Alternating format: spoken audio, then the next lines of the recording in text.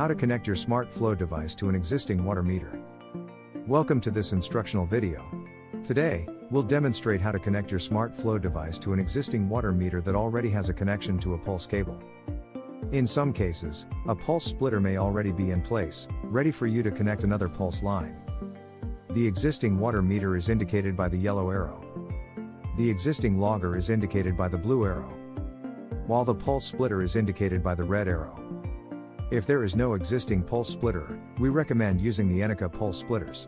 A link is provided in the description below. Important note: before proceeding, make sure to take a picture or note the colors connected to the pulse and ground on the existing logger. You will need to reconnect these via the splitter. The pulse input from the water meter should be wired to the ports marked by the yellow arrow. For this specific water meter, white is the pulse, and brown is ground as indicated. Always refer to the manufacturer's instructions to understand the pulse and ground color coding for your water meter type.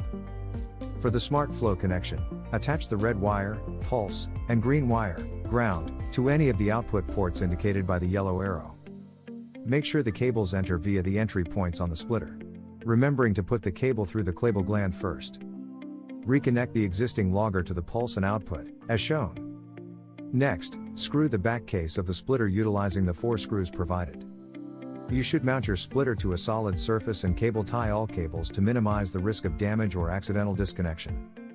Here are some customer installation images. To verify water flow, we suggest running water for 10 to 15 minutes. You should then see water flow data on your smart flow dashboard.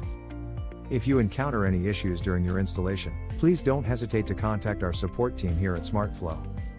Thank you for watching.